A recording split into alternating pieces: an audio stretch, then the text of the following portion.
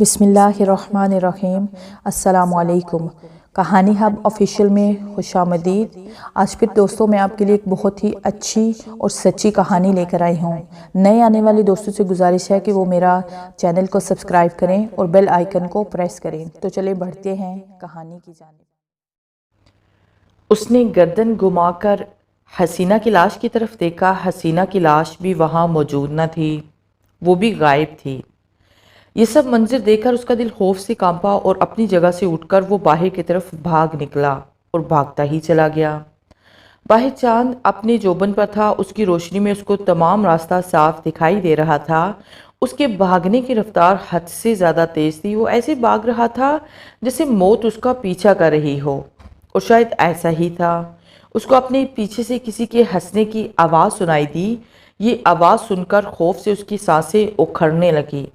फिर उसने भागते भागते सोचा कि आवाज़ तो नस्वानी है और उसकी हंसी में खौफ डर नहीं।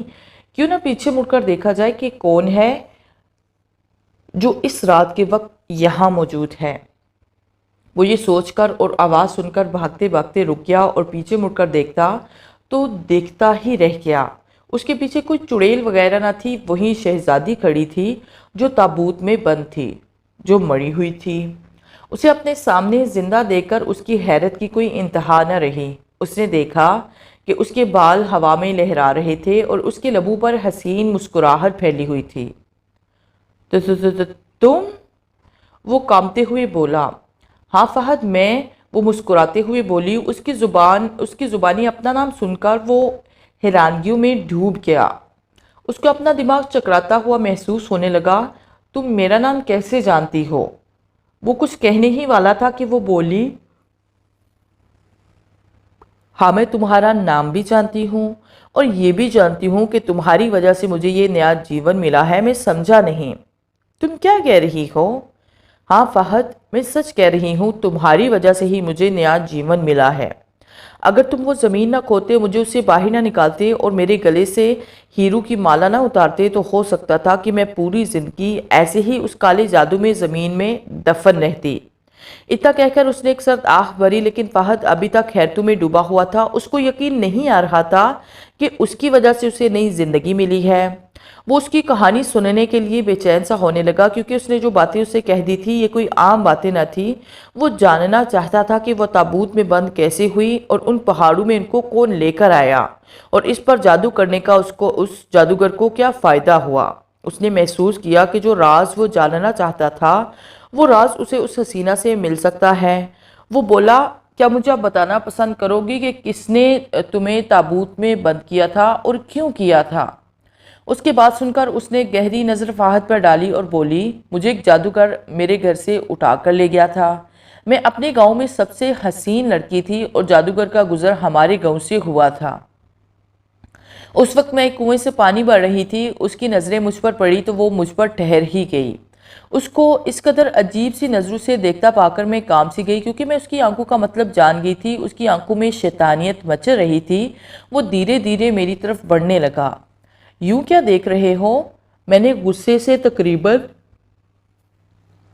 फंकारते हुए कहा। मैंने सोचा था कि वो मेरे गुस्से को देखकर चलता बनेगा, लेकिन उसने ऐसा ना किया, बल्कि उसके लबों पर शैतानी मुस्कुराहट बिखर गई। वो बोला, वाओ, तुम तो बहुत ही सुंदर हो। मुझे तुम्हारी जैसी किसी हसीना की तलाश थी। तुम्हें देखकर मेरी आज तलाश ख़त्म हो गई। चल आ मेरे साथ, मैं तुम्हें एक ऐसी दुनिया लेकर चलता हूँ जहाँ तुम शहजादियों की तरह रहोगी। ऐसी ज़िंदगी जियोगी जो तुम आज तक सोची भी नहीं होगी। उसकी बिगड़ी हुई हालत देखकर और उसकी ऐसी बातें सुनकर मैं खौफजदा हो गई और पानी का बड़ा हुआ गरा वहाँ ही छोड़कर तेज़ी से घर की तरफ भाग पड़ी। पीछे उसकी नज़रें मेरा ताक़ुब करती रही और मैं महसूस कर रही थी कि वो भी मेरे पीछे पीछे तेज़ी से भाग रहा है। उसके भागते कदमों की चापू की आवाज़ें मुझे पूरी तरह से सुनाई दे रही थी। मैंने और तेज़ भागना शुरू कर दिया। घर पहुंचने तक मैं पसीने से पानी पानी हो चुकी थी। मेरी हालत देखकर मेरा बाप उठ खड़ा हुआ और तेज़ी से मेरी तरफ बढ़ा और बोला, बेटी क्या हुआ है? तुम इतना डरी हुई क्यों हो? खैर तो है? मैंने अब्बा से कुछ भी ना छुपाया और कह दिया कि मेरा पीछा एक मर्द कर रहा है। वो हमारे गांव का नहीं, न जाने वो कहाँ से आया हुआ है। उस कुएं के पास खड़ा था, मुझे कहीं ले जाना चाहता था। मैं होश से भाग पड़ी तो वो मेरा पीछा करते हुए मेरे घर तक आ गया। मैंने अभी बहुत कुछ बताना था, लेकिन अब्बा ये सुनते ही जोश में आ गया और कुल्हाड़ी पकड़कर कुएं की तरफ भागा। उसे भागते हुए देखकर गांव के जिन जिन लोगों ने उसे देखा था वो भी उसके पीछे भागने लगे और सभी कुएं के पास जा पहुंचे, लेकिन वहां कोई भी मौजूद न था। न घर के आसपास था और न ही गांव की गलियों में वो दिखाई दिया था। न जाने वो कहाँ चला गया था, उसे जमीन निगल गई थी या आसमान खा गया था। सब लोग ही वापस लौट आए, सबका रुख हमारे घर की तरफ था। सभी मुझसे उसका हुलिया पूछने लगे। जो हुलिया मैंने उसे बताया था वो सुनकर सब हैरान रह गए, क्योंकि मैंने बताया था कि उसके लंबे लंबे आपस में जुड़े हुए बाल थे, रंगत काली स्याह थी, कपड़े पुराने और फटे हुए थे। मेरी ये सब सुनकर वो हैरान से रह गए और बोले, बेटी जो हुलिया तुम बता रही हो सकता है कि वो कोई मांगने वाला हो। मैंने कहा कि नहीं, वो मांगने वाला नहीं है। उसने कहा था कि उसको काफ़ी अरसा से मुझ जैसी किसी हसीन लड़की की तलाश थी, जो कि अब उसको ख़त्म हो गई है। पता नहीं उसे क्या हो गया था, क्यों उसका हुस्न देखकर उससे प्यार कर बैठा था, क्यों उसका दीवाना हो गया था, क्यों उसको अपनी नज़रों के सामने देखना चाहता था, हालांकि वो जानता था कि वो एक मुर्दा लड़की है। मेरी बात ने सबको ही लर्जा कर रख दिया और आपस में बातें करने लगे कि कौन हो सकता है जो हमारे गांव की इज्जत पर हाथ डालना चाहता है। खैर वो बोले कि बेटी तू फिक्र ना कर, वो चला गया है, अगर दोबारा आया भी तो फिर यहाँ से बचकर नहीं जा सकेगा। इन सब की बातों से मैं मुतमिन हो गई, लेकिन मेरे अंदर उस बूढ़े का खौफ बैठ गया कि वो ज़रूर कुछ न कुछ करेगा, और फिर ऐसा ही हुआ था। रात को मैं गहरी नींद सो रही थी कि मुझे यूं लगा जैसे किसी ने मुझे छुआ हो। मैं हड़बड़ा कर उठ गई। मैंने उसे अपनी चारपाई के पास खड़े हुए पाया। उसके हाथ में एक तेज धार वाला खंजर था। उसकी आंखें आग की मानिंद जल रही थी। उसे अपनी चारपाई के पास देखते ही मैंने एक भयानक चीख मारी। उस चीख के साथ ही मैंने देखा कि वो वहां खड़े खड़े ही गायब हो गया था। मेरी चीख की आवाज़ सुनकर अम्मी अब्बा उठ गए और मेरी चारपाई के पास आए और मेरे चीखने का सबब मालूम करने लगे। मैंने जो कुछ देखा था वो सब कुछ उनको बता दिया। मेरी बातें सुनकर वो दोनों खौफजदा हो गए और फिर यकदम हमारा ध्यान दूसरे कमरे में चला गया, जो किसी ट्यूब लाइट की रोशनी की तरह रोशन था। इतनी रोशनी हमने अपने घर में पहली मर्तबा देखी थी। अम्मी अब्बा को यकीन हो गया कि मैं झूठ नहीं बोल रही हूँ, जो कुछ मैंने कहा है सब सच है। उसकी वजह वो रोशन कमरा था जिसे सभी इस वक्त देख रहे थे। अंदर कौन हो सकता है, अब्बा ने सोचते हुए कहा, और फिर अंदर की तरफ जाने लगे। तो मैंने उनका हाथ पकड़ लिया। नहीं अब्बा जी, अंदर मत जाना, अंदर वही है जो हाथ में खंजर लिए खड़ा था। हो सकता है कि ये रोशनी उस खंजर की हो। मैं आपको अंदर जाने नहीं दूंगी। मेरी बातें सुनकर अब्बा भी डर गए, क्योंकि जो मैंने कहा था ऐसा हो भी सकता था। वो अंदर घुसने वाले को भी मार सकता था, और मैं कभी भी अपने अब्बा को मरने नहीं देना चाहती थी। अब्बा आप छत पर जाओ, गांव वालों को आवाज़ लगाओ, गांव वाले आ जाएंगे तो फिर कुछ हो सकेगा। मेरी बात अब्बा को पसंद आई। उन्होंने ऐसा ही किया। छत पर जाकर उन्होंने आवाज़ लगा दी, चोर चोर चोर। ये आवाज़ सुनना थी कि हमारा घर आदमियों और औरतों से भरना शुरू हो गया। अंदर कमरा उसी तरह रोशन था, जिसे देखकर गांव वाले भी हैरान से हैरान रह गए। और फिर मैंने सबको वो सब कुछ बता दिया जो मैंने देखा था, और कहा कि वो कोई आम इंसान नहीं है, कोई जादूगर है, और वो अंदर कमरे में मौजूद है। मेरी बातें सुनकर सब डर से गए, और फिर एक नौजवान बोला, मैं देखता हूँ कि वो कितना बहादुर है। इतना कहकर वो अंदर कमरे में दाखिल हो गया। उसके अंदर दाखिल होते ही रोशन कमरा तारीक हो गया। अब सबको यकीन हो गया था कि अंदर कोई साया जरूर मौजूद था। इन सबके नज़दीक कोई साया था, जबकि मेरे नज़दीक वो जादूगर था जो हाथ धोकर मेरे पीछे पड़ गया था। आज मुझे एहसास हुआ कि कभी कभी ज़्यादा खूबसूरत होना भी इंसान के लिए अजाब बन जाता है, जैसे मेरे लिए अजाब बन गया था। वो नौजवान अभी तक कमरे से बाहर नहीं निकला था। हर कोई उसकी वजह से परेशान होने लगा। सबने उसे आवाज़ें लगाई, लेकिन अंदर से उसकी आवाज़ का जवाब न मिला। हैरत है, वो अंदर गया है और बाहर नहीं निकला। मैं अगली बात सोचकर कांप उठी थी। वो मर नहीं सकता, अगर मरता तो उसकी एक आधी चीख ज़रूर सुनाई देती, जबकि अंदर तो गहरा सकूत है। मैं देखता हूँ कि वो नौजवान अंदर से क्यों नहीं निकला। अब्बा बोले तो मैं काम कर रह गई। मुझे यूँ लगा था कि उस जादूगर ने उसके साथ कुछ कर दिया हो, और ऐसा कुछ वो अब्बा के साथ भी करेगा। मैंने कहा अब्बा, अंदर किसी एक इंसान का जाना अच्छी बात नहीं, सब मिलकर एक साथ जाएं। मुझे डर लगने लगा है, यूं लगने लगा है कि अंदर कुछ ना कुछ जरूर हुआ होगा। वो किसी की आवाज़ का जवाब भी नहीं दे रहा। मेरी बात सुनकर सबने ही एक साथ अंदर जाने का फैसला कर लिया और घर का चिराग लेकर अंदर कमरे की तरफ चल दिए। चिराग से अंदर कमरे में रोशनी हुई तो अंदर का मंजिल देखकर सभी खौफ से लरज उठे। अंदर जमीन पर उसका धड़ पड़ा हुआ था, सर गायब था, पूरा जिस्म उसके खून से सुर्ख हो रहा था, यहाँ तक कि खून कमरे से बाहर तक पहुंचा था। ये मंजर उस गांव में पहली बार देखने को मिला था। हैरत और डर का होना ज़रूरी बात थी। उसकी कटी हुई लाश को कमरे से बाहर निकाला गया और एक चारपाई पर रख दिया गया। वो लड़का हमारा हमसाया था। हमारे घर मातम बिछ गया। औरतों की रोने की चीखें उभरने लगी जो रात भर जारी रही।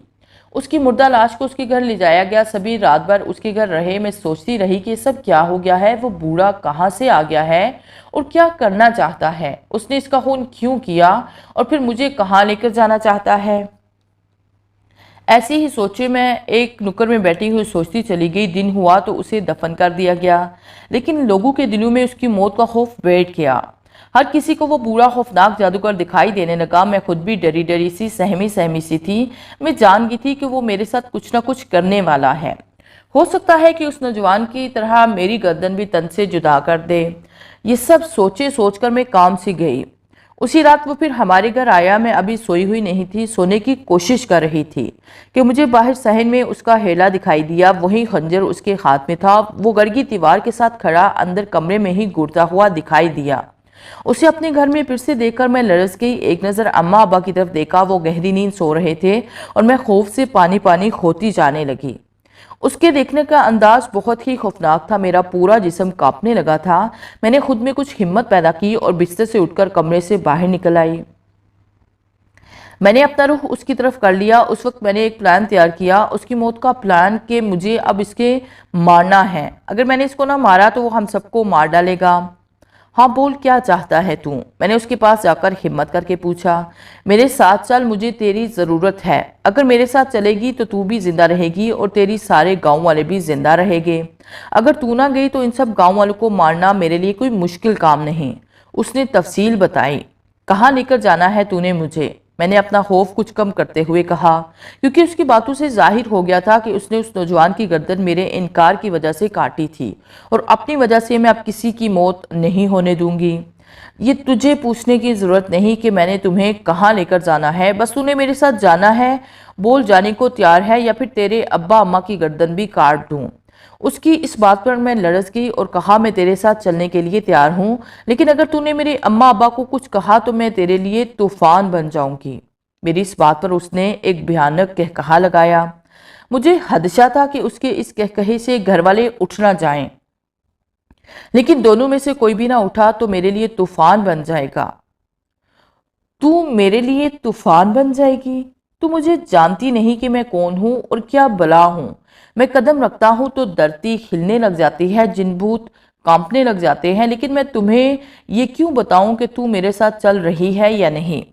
हाँ, चल रही हूँ, मैंने कहा तो उसका हाथ मेरी तरफ बढ़ा और मेरी गर्दन उसके हाथ में आ गई। मैं थोड़ा सा तड़पी और फिर साथ मेरी आंखों सामने अंधेरा छाने लगा। मेरा सर भारी होने लगा। उसके बाद मैं अपने होश को बैठी। जब होश में आई तो मेरे लिए वो जगह बिल्कुल अनजान थी जहां मैं लेटी हुई थी। ये एक खूबसूरत कमरा था, शीशे से बना हुआ कमरा, और जिस बेड पर मैं लेटी हुई थी वो बेड भी शीशे का बना हुआ था। मेज, कुर्सियां, सोफे, अलमारियां, हर चीज शीशे की बनी हुई थी। शीशे की अलमारी के अंदर की हर चीज मुझे साफ दिखाई दे रही थी। मुझे इसमें एक माला पड़ी हुई दिखाई दी। उसका एक एक मोती चमकता हुआ नजर आया। मेरी नजरें उस माला पर जाकर रुक गई। वो इस कदर खूबसूरत थी कि जी चाहा कि उसे चुरा कर कहीं ले जाऊं। मैं अभी उस माला के बारे में सोच ही रही थी कि मुझे कमरे में किसी की मौजूदगी का एहसास हुआ। एक खेला सा था जो उस कमरे में मेरे सामने उभरा था। मेरी नजरें माला से हट गई और मैं उस खेले को देखने लगी। जमीन पर दरारें पड़ने लगी और एक खेला जमीन से यूं बाहर निकलता हुआ दिखाई दिया जैसे वो इंसान हो, कोई दरख्त हो जो जमीन के अंदर से दबा हुआ होता है। मैंने उसे पहचान लिया। ये वही बूढ़ा था जो मुझे यहाँ लाया था। उसके हाथ में वही खंजर मौजूद था। उसे अपने सामने देखकर मैं जरा भी न डरी। वो मेरे सामने आन खड़ा हुआ। उसके लबों पर वही शैतानी मुस्कुराहट थी जो मैंने उससे पहले भी देखी थी, लेकिन अब मुझे उससे कोई खौफ न था क्योंकि मैंने खुद अपने आप को उसके हवाले कर दिया था। वो बोला, अच्छा हुआ कि तू खुद ही आ गई, वरना मैं तेरा पूरा ख़ानदान मारकर तुम्हें उठाकर ले आता। उसकी बात सुनकर मैंने एक सर्द आह भरी और कहा, मुझे वो माला चाहिए, वो मुझे बहुत पसंद आई है। मेरी इस बात पर उसने जलती हुई आंखों से देखा और कहा, अब दोबारा उसका नाम मत लेना। वो माला कोई आम माला नहीं है, मेरी उम्र भर की मेहनत उसमें मौजूद है। जो ही तुमने इसको हाथ लगाया तो इसी अलमारी में कैद होकर रह जाओगी। वो तुम्हारे लिए ताबूत बन जाएगा और फिर ये अलमारी नहीं ताबूत है जो तुम्हें अलमारी दिखाई दे रही है। बूढ़े की बातें सुनकर मैं डर सी गई। वो बोला, अब तुम जल्दी से मुझसे शादी की तैयारी करो। उसकी ये बात सुनकर मेरा पूरा जिस्म लरज उठा। मैं और उससे बूढ़े से शादी कैसे कर सकती थी? वो इतना गंदा कि उसके करीब से गुजरते हुए भी बदबू आती थी। लेकिन मैं मुस्कुरा दी और कहा, मैं तैयार हूँ। मेरी वो बात सुनकर खुशी से झूम उठा, लेकिन वो मेरे दिल का हाल ना जान सका जो चंद लम्हे पहले मैंने दिल में प्लानिंग तैयार कर ली थी। वो उसके बारे में कुछ भी ना जान सका। मैंने फैसला कर लिया था कि मैं उस माला को गले में पहनकर हमेशा के लिए उसमें कैद हो जाऊंगी और ये बूढ़ा बस देखता ही रह जाएगा। वो खुशी से उसी ज़मीन में घुसता जाने लगा जहाँ से वो बाहर निकला था। मैं जान गई थी कि उसके काला जादू है उसके पास, जिसके ज़रिए उसने उस तिलिस्मी महल को तैयार कर रखा हुआ है, वरना उसकी शक्ल देखकर यूँ लगता था जैसे वो इंसान ना हो, कोई भूत हो, साया भूत। वो ज़मीन में पड़ी हुई दरारों के ज़रिए अंदर ज़मीन में घुसता चला गया। उसके ज़मीन में जाने के बाद ज़मीन पर पड़ी दरारें खुद ब खुद बंद हो गई। मैं बेड से उठी और उस ताबूत की तरफ चल दी जिसमें वो तिलिस्मी माला पड़ी हुई थी, जो उस बूढ़े की तमाम मेहनतों का निचोड़ थी। मैंने एक झटके से उस ताबूत को खोल दिया और गौर से उसे देखने लगी।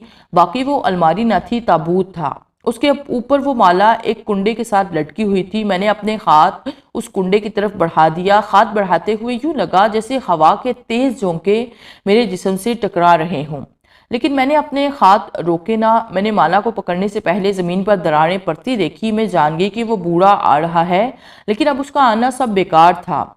मैं उसको कभी भी अपनी ज़िंदगी का मालिक नहीं बना सकती थी। ताबूत में कैद होना पसंद कर सकती थी, लेकिन उसकी बनना मुझे गवारा ना था। इससे पहले कि वो ज़मीन से बाहर निकलता, मैंने माला को कुंडे से उतार लिया और उसको उतारकर तेज़ी के साथ मैंने उसे अपने गले में डाल लिया।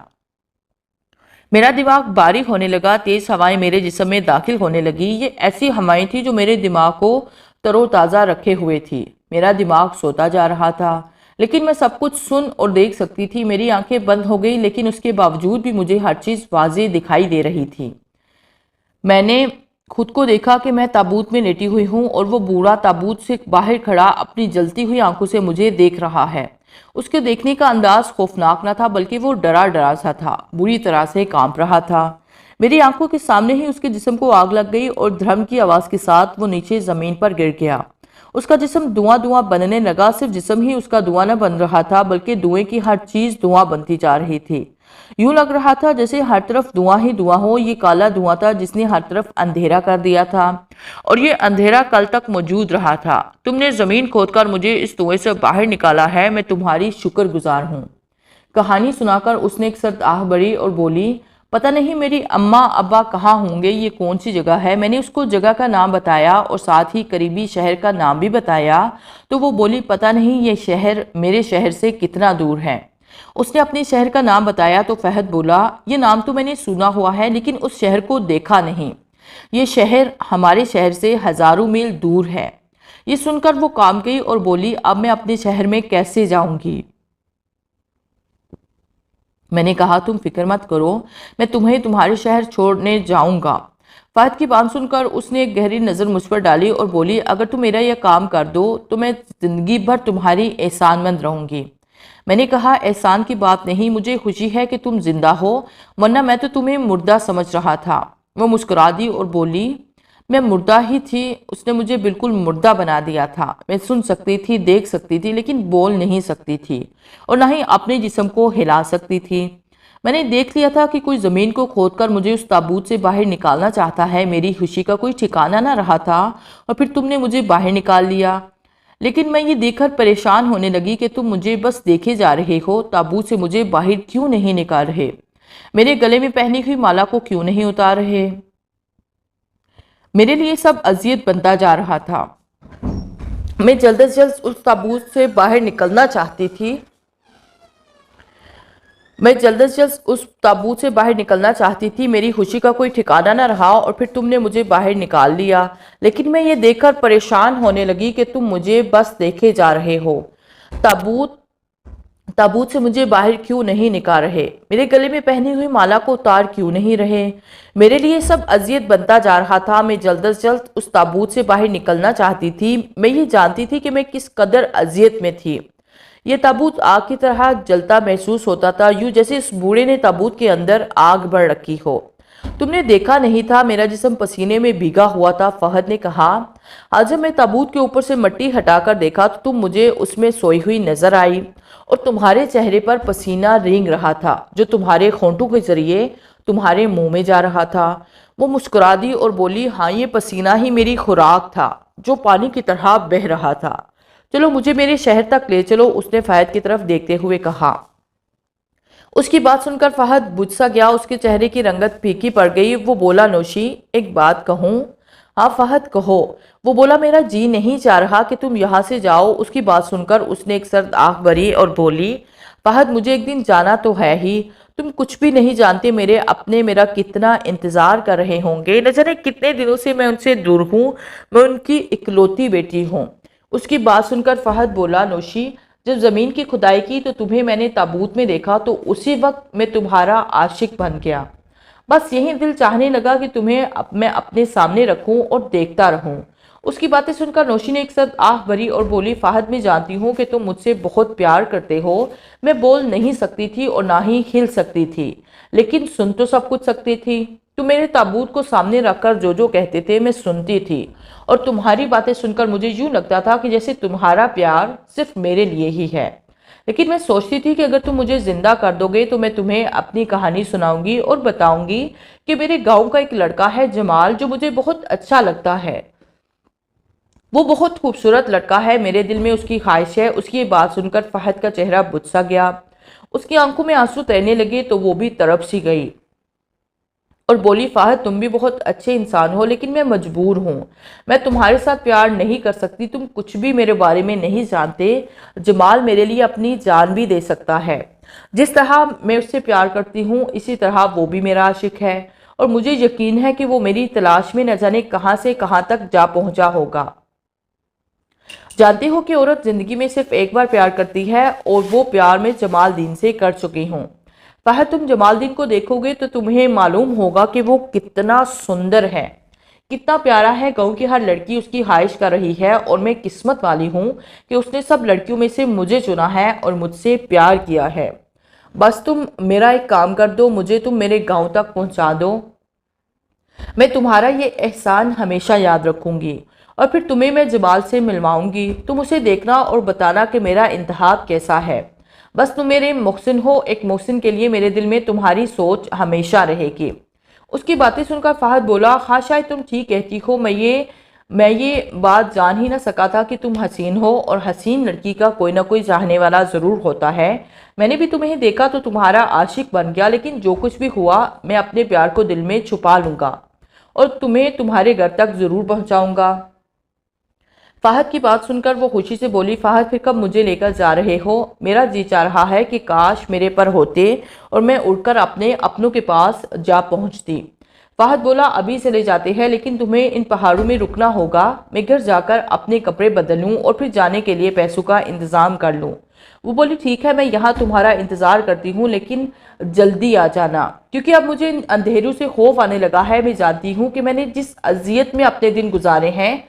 फहद बोला, तुम फिक्र ना करो, मैं गया और अभी आया। इतना कहकर वो गांव की तरफ चल दिया और वो हसीना उसको जाता हुआ देखती रही। जब तक वो उसको दिखाई देता रहा वो उसे देखती रही, लेकिन जब वो उसकी नज़रों से ओझल हो गया तब वो उठ खड़ी हुई और इधर उधर चक्कर काटने लगी। फहद घर तक जा पहुंचा। जाकर उसने अपने दूसरे कपड़े निकाले, वो पहने और फिर उस जगह जा पहुंचा जहां उसकी माँ पैसे रखा करती थी। ये एक बर्तन था जिसमें उसकी माँ पैसे रखा करती थी। उसने आराम से वो बर्तन नीचे उतारा, उसको खोला तो उसमें पैसों की एक डेरी सी लगी हुई थी जो एक पोटली में मौजूद थी। उसने वो पोटली उठा ली और घर से बाहर निकल आया। कोई भी उसे देख ना सका। उसका रुख अब फिर से पहाड़ों की तरफ। चांद की रोशनी में वो तेज तेज कदम उठाता हुआ बस चलता ही चला गया। उसे दूर से ही पहाड़ों में उसका साया लहराता हुआ दिखाई दिया। वो उस तक जा पहुंचा। वो उसके देखकर मुस्कुरा दी और बोली, फहद तुम कितने अच्छे हो कि मेरे लिए तुमने इतना कुछ कर दिया। फहद मुस्कुरा दिया और बोला, मैं तुम्हें अपने दिल की बात बताऊं? हाँ बताओ, वो मुस्कुराते हुए बोली। तो फहद ने कहा, मैंने तुम्हें यहाँ पर देखा तो तुम्हारे लिए बहुत सारी दुआएं करने लगा कि तुम जिंदा हो जाओ। मैं दोबारा तुम्हें ज़मीन में दफनाना नहीं चाहता था, अपने सामने रखना चाहता था। यही बात थी कि मैं तुम्हें कब्र से निकालकर गार तक ले आया ताकि कोई तुम्हें देख ना सके। मैं ही तुम्हें देखता रहूं, लेकिन मुझे क्या पता था कि इतना कुछ हो जाएगा। लेकिन मुझे हैरत हो रही है कि गार में ताबूत को क्या हुआ था। वो क्यों हिलने लगा था? वो ऐसे जू रहा था जैसे अभी गिर जाएगा। मैंने उसे संभालना चाहा तो वो मेरे ऊपर ही गिर गया। फहद की बात सुनकर वो बोली, हाँ तुम ठीक कह रही हो। जो ही तुमने मेरा ताबूत ज़मीन से बाहर निकाला तो उसका तिलिस्म टूटने लगा था। अगर तुम उस दीवार के साथ खड़े ना भी करते तब भी वो चकनाचूर हो जाता। लेकिन मुझे होश आना था जब कोई भी मेरे गले से वह तिलिस्मी माला उतारता जो मैंने पहन रखी थी। जो ही तुमने मेरे गले से माला खींची, मेरा तिलिस्म में जकड़ा हुआ जिस्म आज़ाद हो गया। मैं होश में आ गई और होश में आते ही मैंने तुम्हारा हाथ थाम लिया, लेकिन तुम डर गए और एक चीख के साथ बेहोश हो गए। मैं तुम्हारा होश में आने का इंतजार करने लगी, लेकिन तुम पर गहरी बेहोशी का दौरा पड़ा हुआ था। तब मैं गार से बाहर निकल आई। बाहर मौसम बहुत ही सुहाना था। मैं न जाने कितने दिनों से उस ताबूत में बंद थी। बाहर का मौसम देखकर मुझे सुकून सा मिलने लगा। और फिर मैंने बाहर की तरफ भागते हुए देखा। तुम तेजी से भाग रहे थे। तुम्हें भागता देखकर मेरी हंसी छूट गई। तुमने मेरी हंसी को सुन लिया और रुक गए। वो बातें करते हुए चलते जा रहे थे। शहर बहुत दूर था। फहद ने बुरे वक्त के लिए जेब में चाकू भी रख लिया था कि एक जवान लड़की उसके साथ है। अगर किसी ने उसे बुरी नज़र से देखा तो वो उसका गला काट देगा। वो अपनी पूरी तैयारी के साथ आया था। सुबह होने तक वो शहर जा पहुंचे। वहां ही उन्होंने नाश्ता किया और उसके बाद वो उस बस में सवार हो गए जो उस लड़की नौशी के शहर की तरफ जा रही थी। कंडक्टर ने उसे बताया कि वो शहर बहुत दूर है, एक ही बस वहां तक नहीं जा सकती, 3-4 बसें बदलना होंगी। उन्होंने ऐसा ही एक बस से उतरे तो उससे आगे जाने वाली बस पर सवार हो गए। वो उनको लिए और आगे चल देती। फहद ने उससे रास्ता भर में कोई भी बात ना की। उसका दिल टूट गया था उसका हुस्न देखकर। जो कुछ उसने सोचा था वो सब दरे का दरा रह गया। वो खामोशी से सफ़र करता जा रहा था। नौशी समझ रही थी कि उसका दिल टूट गया है, उसने उसका दिल तोड़ दिया है, लेकिन वो मजबूर थी, कुछ भी नहीं कह रही थी। लेकिन वो चाहती थी कि वो इससे बातें करें। इसने खुद ही बातों का सिलसिला शुरू कर दिया। फहद, मेरी एक प्यारी सहेली है जिसका नाम नूर फातिमा है।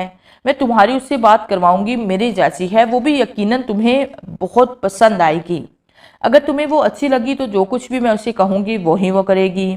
ये अल्फाज सुनकर फहद बोला, दोबारा ऐसी बात ना करना। मैं उसे देखने नहीं जा रहा बल्कि तुम्हें छोड़ने जा रहा हूँ। तुम्हें छोड़कर मैं वापस आ जाऊँगा, तुम मेरी फिक्र ना करो। फहद ने ऐसी बातें करके उसे चुप करवा दिया और बाकी का सफ़र खामोशी में गुजरा। जो ही वो दोनों नौशी के शहर की बस में सवार हो रहे थे तब रात हो गई और ये बस रात के आखिरी पहर को चलनी थी। फहद ने वहाँ ही खुद भी खाना खाया और उसे भी खिलाया और बस के चलने का इंतज़ार करने लगे।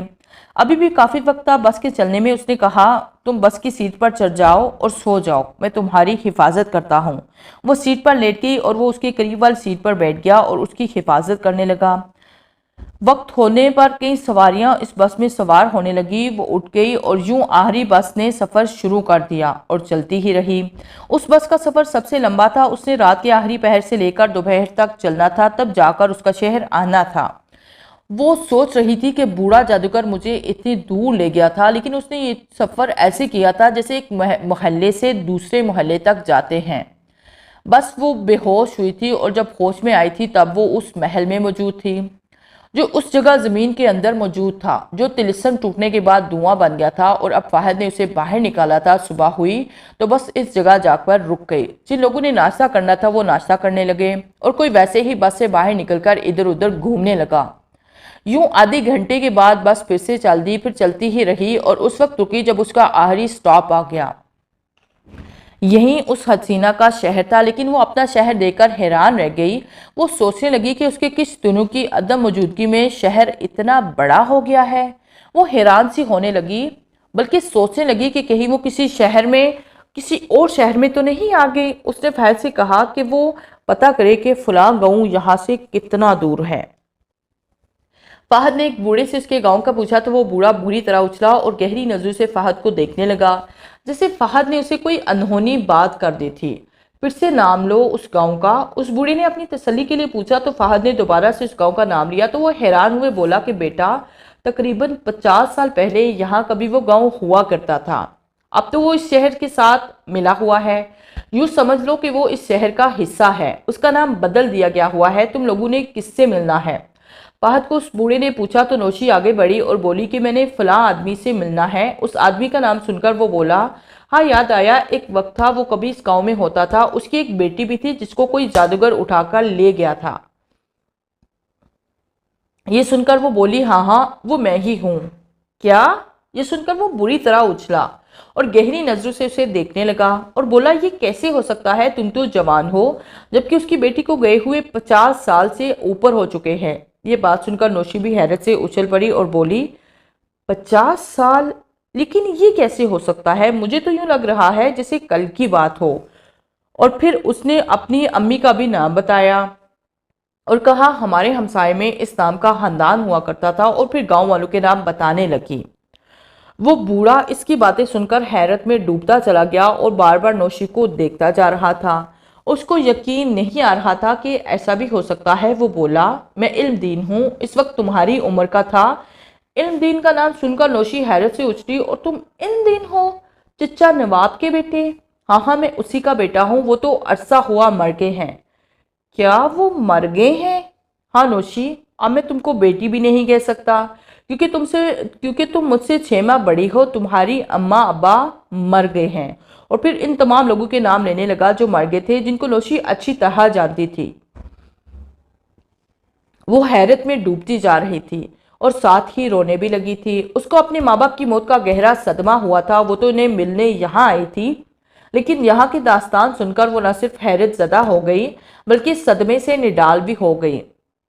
इल्मदीन, मुझे मेरे घर ले चलो, नौशी ने रोते हुए कहा। मैं अपने घर के दरो दीवार देखना चाहती हूँ। उसकी बातें सुनकर इल्मदीन बोला, बेटी, वो घर तो अब तुम्हारा नहीं रहा, वो तो शहर में आ गया है और अब वो कच्चा मकान भी नहीं है, बहुत बड़ी कोठी बन चुकी है। लेकिन फिर भी मैं तुम्हें वो मोहल्ला दिखाता हूँ जहाँ तुम रहती थी। इतना कहकर वो उठ गया और उनके साथ चलने लगा। उसे अभी तक यकीन नहीं आ रहा था कि नौशी असल में नौशी है या फिर नौशी के रूप में कोई जिन भूतनी तो नहीं। ये बातें सोचता हुआ वो उसको अपने घर ले गया। ये क्या आम सा मकान था। उसने उसका दरवाज़ा खटखटाया तो अंदर से एक नौजवान लड़की निकली जिसके सर के बाल कुछ सफ़ेद थे। इल्मदीन नौशी से बोला, ये मेरी बेटी है। इल्मदीन ने उसका तारुफ करवाया।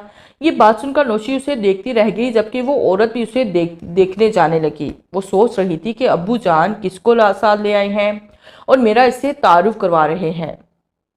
अंदर आओ, मैं तुम्हें सबसे मिलवाता हूँ। इतना कहकर वो अंदर चला गया। नौशी और फहद भी उसके पीछे पीछे अंदर चले गए। फहद की हैरतों की धार न रही थी। वो बार बार नौशी को देख रहा था कि ये किस जमाने की है।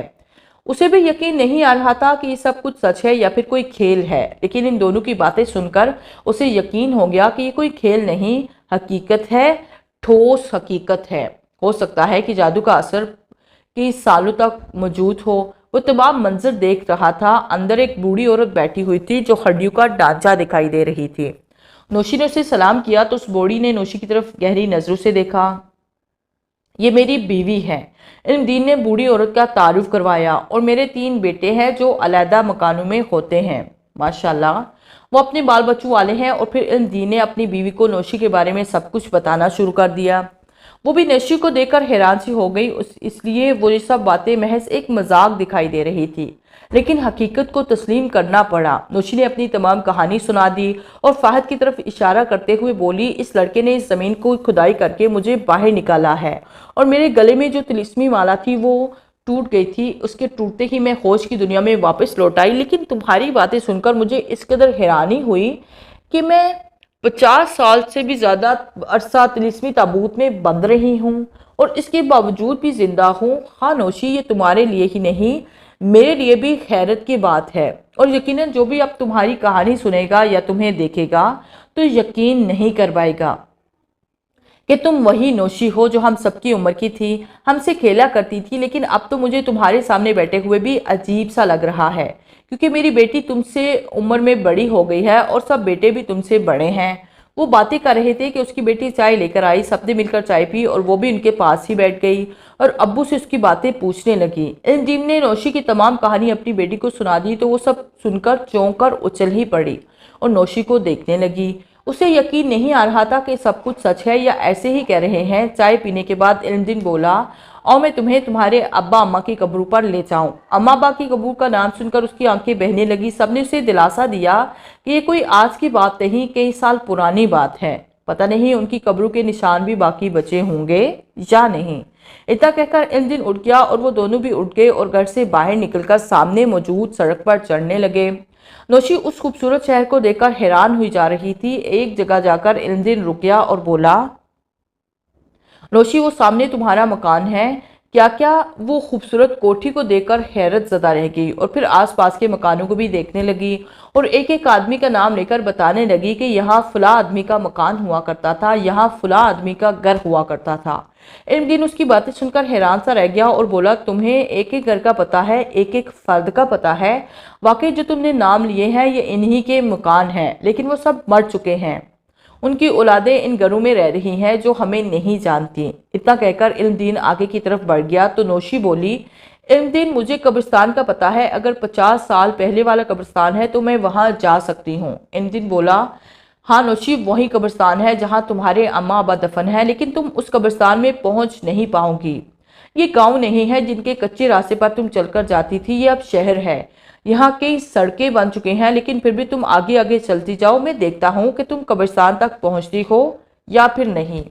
इतना कहकर इल्मदीन उसके पीछे हो गया तो वो उसके आगे चलने लगी। जिस गली में वो जाती वो गली या तो बंद होती या उसको कहीं और ले जाती। इल्मदीन बोला, नौशी तुम रहने दो और मेरे पीछे चलती जाओ, तुम कब्रिस्तान से वापस लौटी। इतना कहकर वो उसको उस गली में ले गया जहाँ सामने ही एक पुराना सा कब्रिस्तान मौजूद था जो कब्रों से भरा हुआ था। वो कब्रों को देखकर हैरान रह गई। जब वो यहाँ हुआ करती थी तो इतनी ज़्यादा कब्रें ना हुआ करती थी और बहुत ही छोटा कब्रिस्तान हुआ करता था, लेकिन अब यूँ लग रहा था जैसे उसका पूरा गाँव इस कब्रिस्तान में आ गया हो। इल्मदीन उसके लिए कब्रिस्तान में बहुत ज़्यादा रास्तों से चलता हुआ एक जगह जा रुक गया। उस पर उसके माँ बाप के नामों की तख्तियाँ लगी हुई थी। वो बोला, नौशी ये तुम्हारे वालिदैन की कब्रें हैं। कब्रों को देखकर नौशी फूट फूट कर रो दी। वो कब्रों पर जैसे गिर ही गई। काफ़ी देर तक वो रोती रही, तब फहद आगे बढ़ा, उसके कंधे पर उसने हाथ रखा और बोला, नौशी अब बस कर दो, तुम्हारे रोने से उन्होंने उठकर तुम्हें देख नहीं लेना। और फिर उसको दिलासा देने लगा। तब वो सब्र करने लगी और उठ गई। एक नज़र उसने कब्रों पर डाली और एक दुख भरी सांस लेकर इल्मदीन से बोली, इल्मदीन मैं अपने माँ बाप से मिलने आई थी लेकिन इनको मिल ना सकी। अब मुझे वापस जाना होगा उसी जगह जहाँ से मैं आई हूँ। मैं तो बहुत खुश थी कि मैं दोबारा से ज़िंदा हो गई। अब अपने वालिदैन के पास जाऊँगी और उन्हें बताऊँगी कि अम्मा मैं वापस आ गई हूँ। लेकिन यहाँ तो दुनिया ही बदल गई है, ना माँ बाप रहे और ना गाँव रहा, सब कुछ ही तो बदल चुका है। मेरी अपनी सहेलियाँ भी तुम्हारी तरह बूढ़ी हो चुकी होंगी। हाँ नौशी तुमने ठीक कहा, मैं तुम्हारी सब सहेलियाँ भी तुम्हारी तरह बूढ़ी हो चुकी हैं। इनमें से कुछ तो उसी कब्रिस्तान में दफन है। ये सुनकर नौशी ने एक सर्द आग सी भरी और बोली, हाँ इल्मदीन ठीक कहा तुमने, वाकई मेरी काफ़ी सहेलियाँ इन कब्रों में पड़ी हुई होंगी। मुझे यहाँ से खौफ सा आने लगा है। इतना कहकर उसने फाहद की तरफ देखा तो फाहद ने अपनी नज़रें झुका ली। इल्मदीन बोला, नौशी मैं तुमको रोकूंगा नहीं, लेकिन रात होने वाली है, रात मेरे घर में ठहर जाओ, सुबह चली जाना। हाँ ठीक है, मैं रात तुम्हारे घर में ही रह जाती हूँ। इतना कहकर वो तीनों कब्रिस्तान से बाहर निकल आए और उन्हीं रास्तों से जिन रास्तों से वो जलते हुए कब्रिस्तान आए थे उन्हीं रास्तों से वापस जाने लगे। रास्ते में इनको एक बूढ़ी औरत दिखाई दी। इल्मदीन उसे देखकर रुक गया और नौशी से बोला, नौशी जानती हो कि ये कौन औरत है? वो बोली, नहीं इल्मदीन मैं कुछ भी नहीं जानती हूँ। वो बोला, ये नूर फातिमा है, तुम्हारी गहरी सहेली। नूर फातिमा का नाम सुनते ही वो भागकर उसके गले जा लगी। वो बूढ़ी इसको पहचान न सकी और उसे गहरी नज़रों से देखने लगी। इल्मदीन लगता है कि तुम्हारे घर ये मेहमान आए हुए हैं जिन्हें मैं नहीं जानती। वो बोला, हाँ मेहमान मेरे घर आए हैं, लेकिन अब वो तुम्हारे घर ठहरेंगे। इसे पहचानो कि ये कौन है। वो बोली, नहीं इल्मदीन, मैं इसे नहीं पहचान सकती, लेकिन एक बात कह दूं कि अरसा दराज पहले इसकी सूरत की एक लड़की हमारे गांव में होती थी जो मेरी सबसे गहरी सहेली हुआ करती थी। ये बिल्कुल उसी की जैसी है, ऐसी ही उस पर जवानी थी, ऐसी ही उसकी आवाज़ थी और ऐसा ही उसका हुस्न हुआ करता था।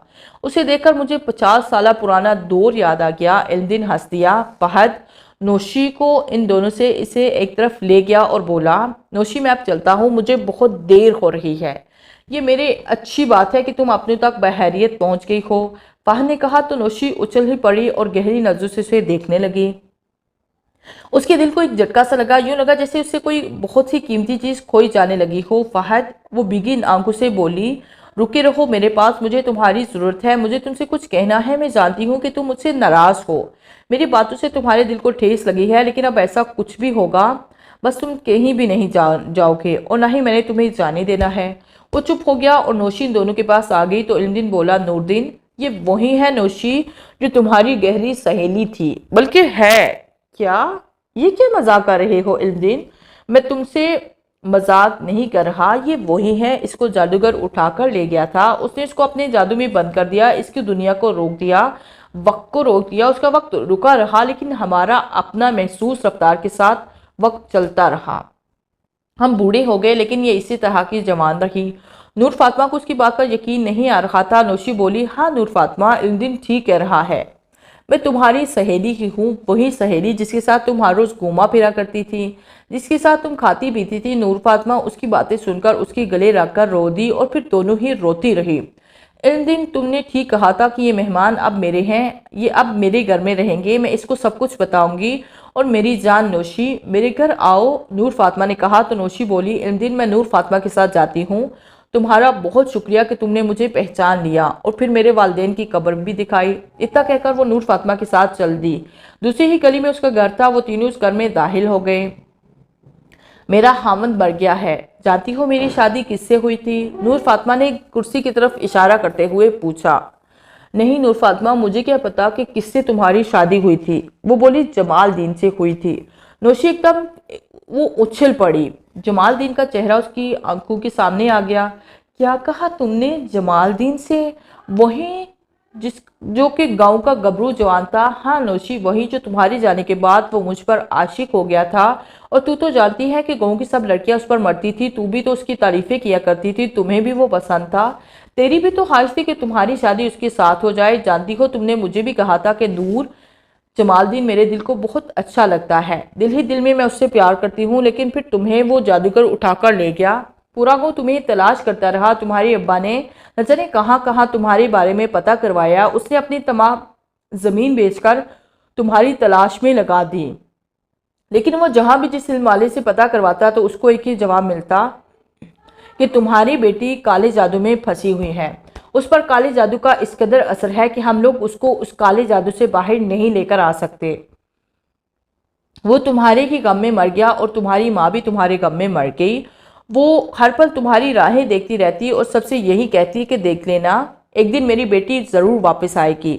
उन्होंने ठीक ही कहा था, तू वापस आ गई, लेकिन उस वक्त आई जब सब कुछ बदल गया है। लोग बदल गए हैं, मकान बदल गए हैं, गांव बदल गए हैं। जहाँ खेत हुआ करते थे वहाँ ऊंची ऊंची इमारतें बन गई हैं और वो कुआं जहाँ से हम पानी भरा करते थे वो कुआं भी बंद हो गया है। वहाँ बहुत बड़ी कोठी बनी हुई है। नूर फातिमा उसको तमाम बातें बताती चली गई। नौशी रोती रही कि उसके माँ बाप ने उसका कितना इंतज़ार किया है और मैं वापस लौटी भी हूँ तो उस वक्त जब वो इंतज़ार करते करते कब्रों में उतर गए। नूर फातिमा ने उसे हौसला दिया, उसे चुप करवाया तो नौशी बोली, नूर फातिमा, जमालदीन कैसे मरा था मुझे बता। उसका ध्यान अभी तक जमालदीन की तरफ था। वो बोली, उसे सांप ने काट लिया था जो बहुत ही जहरीला था। चल लम्हों के अंदर अंदर ही वो मर गया। उसके मुंह से नीला रंग का जाग निकलने लगा। उसको मरे हुए 10 साल हो गए हैं, लेकिन हमें खुदा ने औलाद से महरूम रखा था। आज मैं अकेली रह गई हूँ, कोई भी ऐसा नहीं जिसके साथ बातें करती रहूँ। मेरी सब जानने वाली कुछ तो मर गई हैं और कुछ मरने वाली हैं। मैं बिल्कुल तन्हा हो गई हूँ। उसकी बातें सुनकर नौशी एक दुख भरी सांस लेकर रह गई। वो सोचने लगी कि कितना बेवफा था जमालदीन। उसके गायब होने के बाद उसकी सहेली पर आशिक हो गया। नौशी चल, अच्छा हुआ कि तू चली आई। अब तुमसे बातें करके दिल का बोझ हल्का कर लिया करूंगी, लेकिन अब मैं तुम्हें बेटी कहकर बुलाया करूंगी क्योंकि तू अब मेरी बेटियों जैसी हो। नौशी जल्दी से बोली, नहीं यार, मैं तुम्हारी बेटी नहीं बनूंगी, तेरी दोस्त ही हूँ। वही दोस्त जिससे तू अपने दिल की हर बात कह दिया करती थी और मैं अपने दिल की हर बात कह दिया करती थी। नौशी की बात सुनकर नूर फातिमा हंसी और बोली, चल ठीक है, जैसे तू कहती है वैसे ही सही। नूर फातिमा, ये फहद है, इसकी वजह से मैं तुम्हारे सामने हूँ। इसी ने मुझे नई जिंदगी दी है। अगर ये ज़मीन ना खोदता तो मैं न जाने कितने अरसा और ज़मीन में दबी रहती। इसी की वजह से मैं तुम्हारे सामने हूँ। ये मुझसे बहुत प्यार करता था और मैं भी इससे प्यार करने लगी हूँ और मैंने अब इसके साथ ज़िंदगी गुजारने का फ़ैसला कर लिया है। यहाँ पहुंचकर हालात ही बदले हुए थे कि तो रोने और हैरानगी के अलावा कुछ भी हासिल ना हुआ। उसकी बातें सुनकर नूर फातिमा ने एक गहरी नज़र फाहद पर डाली और मुस्कुरा दी और बोली, हाँ, ये भी जमालदीन जैसा ही है, यूँ जैसे जमालदीन वापस आ गया। उसकी बात सुनकर नौशी हंसी और बोली, हाँ, इसकी ताकत को मैं देख चुकी हूँ, इसकी जोर बाजू में बहुत ताकत है, ये वजीहा नौजवान है। वो फहद को देखकर मुस्कुराते हुए बोली, लेकिन फहद के दिल में उसकी वो तमाम बातें याद थी जो उसने उससे कही हुई थी कि वो सिर्फ उसका मोहसिन है, उसके अलावा कुछ भी नहीं है। और अब जबकि यहाँ के तमाम हालात बदल चुके हैं, यहाँ की दुनिया बदल चुकी है, वो उसकी तरफ आने लगी है, उसको अपनाने की बात करने लगी है। उसे वो कि मक्कार हसीना लगी थी। वो बोला, आंटी, आप दोनों सहेलियाँ हैं, मुझे खुशी हुई कि आप दोनों मिल गई हैं। मैं तो यहाँ एक मेहमान हूँ, सुबह होते ही यहाँ से चला जाऊँगा और फिर कभी भी वापस नहीं आऊँगा। उसकी बातें सुनकर नौशी के साथ साथ उसकी सहेली भी उछल पड़ी। नौशी उसे ऐसे देखने लगी जैसे उसकी आंखें किसी भी वक्त बह जाएंगी और फिर खुद को वो रोक ना सकी और रो दी। फहद, मैं जानती हूँ कि तुम ऐसी बातें क्यों कर रहे हो। मैंने तुम्हारा दिल सख्त तोड़ा है, तुम्हें चोट पहुंचाई है, तुम मुझसे इस बात का बदला ले रहे हो। उसने उसके सामने हाथ जोड़ दिए। मैं अपनी गलती की माफ़ी मांगती हूँ। देखो, मेरा अब तुम्हारे अलावा कोई और दुनिया में नहीं है। मैं मानती हूँ कि तुमने वही कहा था जो तुमको कहना चाहिए था। पता नहीं क्यों उसके बंदे हुए हाथ देकर उसकी भी आंखें बह निकली। वो बोला, नौशी, ऐसी बात नहीं जो तुम सोच रही हो। मेरा प्यार तुम्हारे लिए है। मैंने ज़िंदगी में पहली प्यार किया है और वो भी तुमसे। हाँ, सिर्फ तुमसे, लेकिन नहीं फहद, अब लेकिन का लफ्ज़ न कहना। मेरे दिल में भी सिर्फ तुम्हारे लिए ही प्यार है। मेरा यकदम तुम्हारी तरफ माइल हो जाना तुम्हारी सच्ची चाहत की वजह से हुआ है, वरना तुम जानते हो कि मुझे अब भी हर कोई अपनाने को तैयार हो जाएगा, लेकिन मैं अब किसी और का सोचना नहीं चाहूँगी। ये ज़िंदगी तुमने मुझे दी हुई है, तुम ही अब इस ज़िंदगी के मालिक हो और हमेशा रहोगे। हाँ फहद बेटा, नौशी ठीक कह रही है। अब उसका तुम्हारे अलावा और कौन है। उसकी उम्र के तमाम लोग बूढ़े हो चुके हैं। हो सकता है कि इसका वक्त रुक जाना सिर्फ तुम्हारे लिए ही हो, कि उसकी ज़िंदगी तुम्हारे लिए हो। नूर फातिमा ने कहा तो दोनों ही हैरान रह गए। हाँ, शायद वाकई ऐसा ही हो, फहद ने सोचा और बोला, आपने शायद ठीक कहा है। हो सकता है कि वक्त सिर्फ मेरे लिए रुका हुआ हो। मैं उससे शादी करूंगा और हर हाल में करूंगा।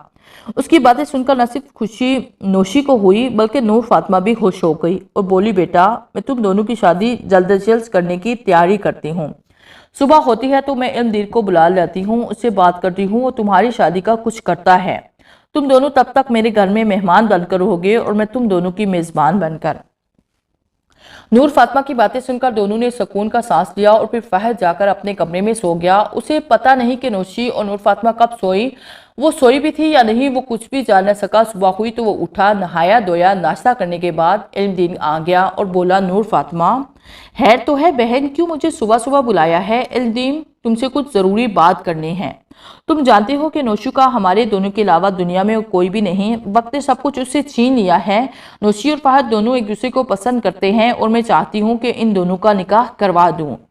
उसकी बात सुनकर इल्मदीन बोला, नूर फातिमा बहन, मैं भी रात से यही सोच रहा हूँ कि लड़का अच्छा है और नौशी भी अकेली है। अगर इन दोनों को एक कर दिया जाए तो कितना अच्छा होगा। तुमने मेरे दिल की बात छीन ली। मैं कल इन दोनों का निकाह करवाता हूँ और हम लोग पुराने वक्तों को नहीं भूले। हमारे बड़े हमेशा गांव की बहन बेटियों को कुछ न कुछ बनाकर देते हैं, मैं भी ऐसा करना चाहता हूँ। इतना कहकर उसने अपनी जेब में हाथ डाला और नोटू की एक दत्थी बाहर निकाली जो उसने नौशी के हाथ में रख दी और बोला, नौशी, तुम नूर फातिमा बहन के साथ बाजार जाओ और अपने फहद के लिए कपड़े वगैरह लेकर आओ और गले में पहनने के लिए कुछ जेवर भी लेती आना। हम तुम्हारी शादी भी ऐसे ही करेंगे जैसे हमारी होती थी। तुम फहद की दुल्हन बनोगी और फहद तुम्हारा दूल्हा। मैं अपने दोस्तों साथी को दावत दे देता हूँ। इतना कहकर वो उठकर चला गया और नौशी और नूर फातिमा दोनों बाजार चली गई। जबकि फहद कमरे में लेट के आज यकदम उसकी नज़र उस जगह पर पड़ी जहां नोशी सोई हुई थी। वहां से उसे सफ़ेद धुआं उठता हुआ दिखाई दिया। उस सफ़ेद धुएं को देखकर वो बुरी तरह उछला। वो अपनी चारपाई पर उठकर बैठ गया और उस धुएं को देखने लगा जो किसी सफ़ेद बादल की तरह था, लेकिन इस कदर हल्का था कि गौर से देखने से वो दिखाई देता था। उसे यूं लगा कि जैसे नोशी असली नोशी नहीं, नोशी के रूप में कुछ और है। लेकिन उसने ये बात अपने तक ही रखी, किसी को भी ना बताई, यहाँ तक कि नोशी को भी उसने ये बात नहीं बताई। नोशी घर आई तो फहद उसे देखता चला गया। उसने देखा कि सफ़ेद धुआं उसके पूरे जिस्म से उठ रहा था, जो इस कदर हल्का था कि गौर करने पर दिखाई देता था। ये सब क्या हो रहा है, वो सोचने लगा। नोशी ने उसे परेशान देख लिया तो उसके पास आई और बोली, फहद क्या बात है? मैं जब से आई हूँ तुम्हें परेशान देख रही हूँ। क्या बात है, खैरियत तो है? वो हल्का सा मुस्कुरा दिया और बोला, हाँ सब खैरियत है। मैं बस ये सोच रहा हूँ कि काश आज मेरे माँ बाप भी मेरी शादी में शामिल होते तो कितना मज़ा आता। उसकी बात सुनकर नोशी ने एक सर आह भरी और बोली, फहद मैं भी ऐसा ही चाहती थी, लेकिन यहाँ के हालात ने मुझे चुप की मोहर लगा दी। लेकिन हमने कौन सा यहाँ रहना है, शादी करने के बाद तुम्हारे घर चले जाएंगे। उसने फहद को मुतमिन कर दिया, लेकिन वो क्या जाने कि असल परेशानी वाली बात कोई और है। और वो मुस्कुरा दिया, बोला, हाँ तुम्हारी बात ठीक है, हम ऐसा ही करेंगे। मैंने जो कपड़े तुम्हारे लिए अपने लिए खरीदे हैं वो दर्जी को दे आई हूँ, कल सुबह मिल जाएंगे। फिर वो इधर उधर की बातें करने लगे और रात हुई तो वो तीनों सो गए। लेकिन फहद को नींद नहीं आई थी। वो वैसे ही करवटें बदलता रहा। उसकी नज़र नोशी पर पड़ी तो चौंक सा गया। वो सफ़ेद धुआं उसके पूरे जिस्म में फैला हुआ था और वो उस धुएं में मस्त सोई हुई थी। ये सब क्या हो रहा है, वो सोचने लगा, लेकिन इसको कुछ समझ नहीं आ रहा था। रात ऐसे ही गुजर गई। नोशी उठ गई। फहद ने देखा कि उसकी शक्ल कुछ बदली बदली है। चेहरे का हुस्न वो न रहा, वो भी फीका पड़ गया। खुद नोशी ने अपना चेहरा आईने में देखा तो झीम सी गई। नूर फातिमा भी परेशान होने लगी कि इसे क्या हो गया है। वो बोली, नोशी क्या बात है? लगता है तुम्हारी तबीयत ठीक नहीं है, तुम बीमार सी दिखाई दे रही हो। वो बोली, नूर फातिमा पता नहीं मेरे साथ क्या हो रहा है, मैं तो खुद परेशान हो रही हूँ। आज मेरी शादी है और शादी के दिन तो लड़कियां हद से ज्यादा हसीन बनने की कोशिश करती हैं, लेकिन मुझ पर जो हुस्न था वो भी जाता रहा। नूर फातिमा बोली, मैं समझ गई हूँ कि तेरे अंदर कोई बीमारी है जिसका तुम्हें पता नहीं है, लेकिन कोई बात नहीं, मैं इसका इलाज करवाऊंगी। एक हकीम मेरे जानने वाला है, वह तुम्हारी बीमारी का इलाज ज़रूर कर देगा। वो तुम्हें कोई ना कोई इसका हल बताएगा। तुम फिक्र ना करना, तुम शादी के लिए तैयार हो जाओ। अभी इंजन आ जाएगा और फिर तुम दोनों का निकाह हो परवाएगा। नोशी ये सुनकर अपने कमरे में चली गई, लेकिन अपनी बिगड़ती हुई हालत को देखकर उसे बहुत दुख हो रहा था। वो सोच सोचकर पागल हो रही थी कि उसके साथ ये क्या हो रहा है। वो फहद को क्या मुंह दिखाएगी? फिर खुद ही बोल पड़ी, हो सकता है कि ये जो बीमारी है शादी के बाद खुद ही ख़त्म हो जाए। मुझे इतना परेशान नहीं होना चाहिए। इतना सोचकर वो मुतमिन हो गई और फिर तैयार होने लगी। और फिर इस घर में लोगों का हजूम जमा होने लगा। इन दिन के जानने वाले आगे और नूर फातिमा ने भी अपने मिलने वालों को बुला लिया। तकरीबन 1 घंटे में ही वो घर, शादी वाला घर दिखाई देने लगा। फहद ने भी दूल्हे वाला सूट पहन लिया था और नोशी भी तैयार हो गई थी। निकाह आ गया और इन दोनों का निकाह पढ़वा दिया गया। वो दोनों हमेशा के लिए एक हो गए। औरतें दुल्हन को देखने के लिए उसके कमरे में गई तो उसे देखकर हैरान रह गई। उसे तो उन्होंने कुछ भी ना कहा। हाँ, अलबत्ता नूर फातिमा को कहने लगी कि नूर फातिमा, तू चाहे हमारी दोस्त है, लेकिन तुमने इस बच्चे के साथ ज्यादती की है। लड़का छोटी उम्र का है जबकि दुल्हन बड़ी उम्र की है। उनकी बातें सुनकर वो मुस्कुरा दी और बोली, हाँ मैं भी जानती हूँ कि नोशी इससे कुछ बड़ी है, लेकिन ये दोनों की पसंद की शादी है। लड़के को नोशी बहुत पसंद है, इसलिए इन्होंने निकाह किया है। इतना सुनकर वो मुतमिन हो गई कि ये प्यार का मामला है, वरना जोड़ी उन्हें जरा भी पसंद नहीं आई थी। ये बातें अंदर कमरे में बैठी हुई नोशी ने भी सुन ली थी। वो रो दी कि ये बीमारी भी आज ही मुझे लगनी थी। अगर लगनी थी तो पहले लग जाती, मैं शादी वाले दिन ना लगती। लेकिन अब वो क्या कर सकती थी। शाम पड़ गई, फिर रात हो गई। वो दुल्हन बने हुई फहद का इंतजार करने लगी। फहद भी उसको देखने के लिए बेकरार था। वो उससे पूछना चाहता था कि वो 2 दिन से उसके जिस्म से सफ़ेद रंग का धुआं उठता हुआ देख रहा है, उसकी वजह क्या है। ऐसी ही सोचे लिए वो नोशी के कमरे में दाखिल हुआ तो सलाम के बाद उसके पास ही बैठ गया और फिर कुछ देर बाद उसका घूंघट उलट दिया, तो साथ ही उसके मुंह से एक चीख बुलंद हुई जो पूरे घर में फैलती चली गई। घर में सिवाय नूर फातिमा के और कोई भी नहीं था। वो बूढ़ी हड्डियों का ढांचा लिए अपनी चारपाई से उठी और उनके कमरे की तरफ जाने लगी तो उसे सुर्ख लिबास में नोशी आती हुई दिखाई दी। नूर फातिमा नोशी को देखकर देखती ही चली गई और नोशी रो रही थी। उसने अपना आप आईने में देख लिया था, वो कोई जवान लड़की ना रही थी बल्कि नूर फातिमा की तरह बुरी औरत बनी हुई थी। ये तू है नौशी? नूर फातिमा ने कहा। हाँ नूर फातिमा, ये मैं ही हूँ। ये देख मेरी हालत, मैं भी तेरी तरह बुरी हो चुकी हूँ। मैं समझ गई हूँ कि मेरे साथ क्या हुआ है। मेरे ऊपर काले जादू का असर था जो धीरे धीरे खत्म होता गया। मैंने अपने जिस्म से सफ़ेद धुआं उठता हुआ देखा था, लेकिन मैंने किसी को ना बताया कि मेरे साथ कोई मसला है। मैं जमालदीन की तरह फहद को भी गंवाना नहीं चाहती थी, लेकिन लगता है कि सब कुछ गंवा दिया है। नूर फातिमा, मैं अपनी असल उम्र की तरफ आ गई हूँ। मेरे ऊपर से काला जादू खत्म हो गया है।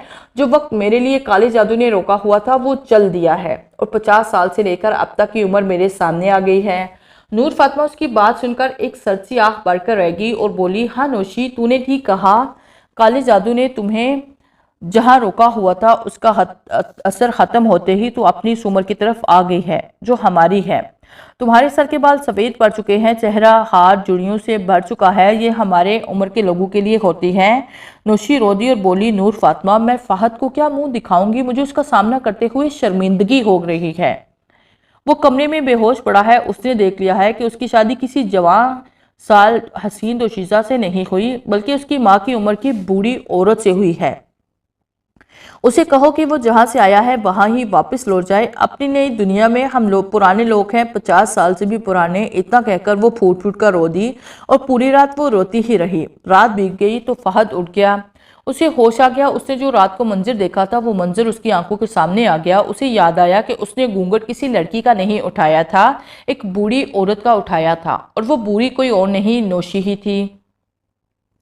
कहीं मुझे कोई ख्वाब तो नहीं आया? कहीं ये सब मेरी नज़र का धोखा तो नहीं? मुझे जाकर नौशी को देखना चाहिए। इतना सोचकर वो कमरे से बाहर निकल आया तो उसे दूसरे कमरे में दो बूढ़ी औरतें दिखाई दी।